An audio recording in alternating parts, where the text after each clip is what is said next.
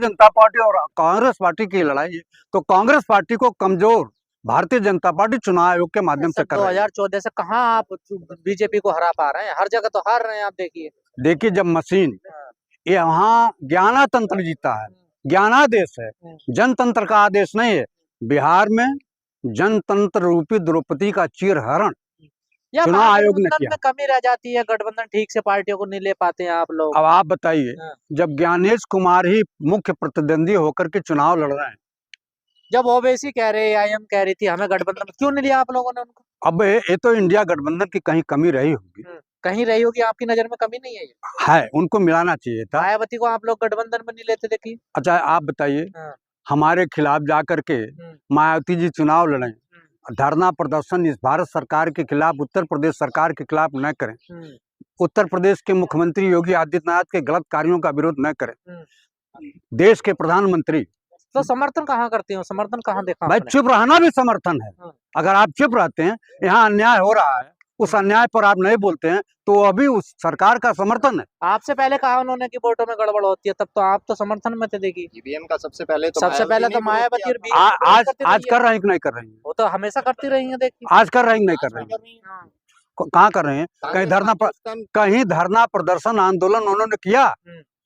मैं आपको बताना चाहता हूं कि जो भी गलतियां रही हो रही, तो आंदोलन तो आपने भी किया। आपकी तो राष्ट्रीय नेशनल पार्टी है, पूरे देश भर में हम करने जा रहे हैं। 70 साल आपने आपने कहा 70 साल के यहाँ डॉक्टर मनमोहन सिंह के बाद ही तो मशीन आई है।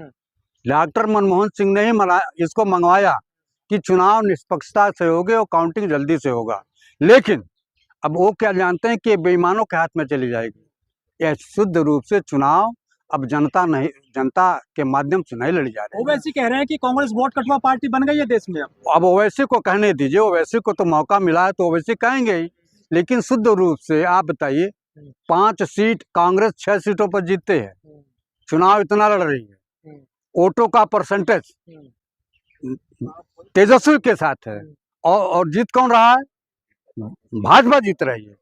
इन्होंने ऐसा कैलकुलेशन किया है कि एन केन प्रकारेण भारतीय जनता पार्टी की सरकार बनेगी। गठबंधन में कांग्रेस को अम्मा नहीं बनाना है, ये बोल रहे हैं जो पार्टी के नेता। वो तो बोलेंगे, कौन बोल रहा है? कौन बोल रहा है बताएं? सभी लोग बोल रहे हैं, चर्चा हो रही है ऐसी। अब कांग्रेस हरियाणा हारे, आप जो है राजस्थान हारे, मध्य प्रदेश हार गए, छत्तीसगढ़ हार गए, दिल्ली हार गए, बिहार हार गए, तो पूरा देश हार गए। देखिए, अगर हारे होते तो नेता प्रतिपक्ष कैसे होते?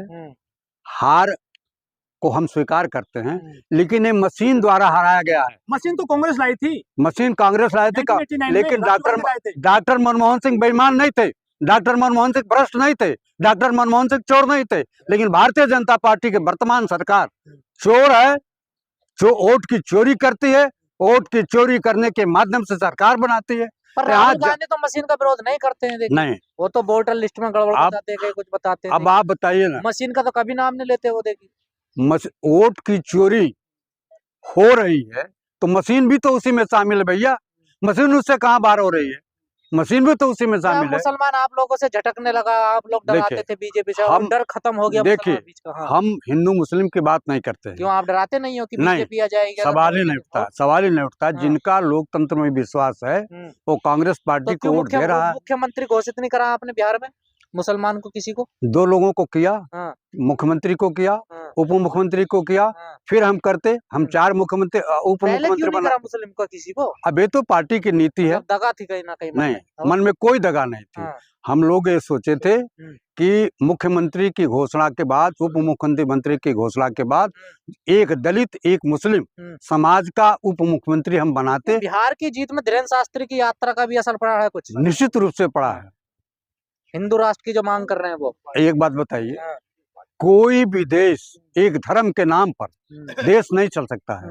हिंदू धर्म आपका नेपाल है, नेपाल हिंदू धर्म था, जिससे हमारे गोरखपुर से सटा हुआ नेपाल है, जिससे बेटी और रोटी का संबंध था, वहाँ हिंदू राष्ट्र था। आज क्या है नेपाल की स्थिति? किसी भी धर्म के नाम पर कोई देश नहीं चल सकता है। यह देश विविधता का देश है। यह देश हिंदू, मुस्लिम, सिख, ईसाई, विभिन्न भाषा, विभिन्न संप्रदाय, विभिन्न धर्मों के लोग इस देश में रहते हैं।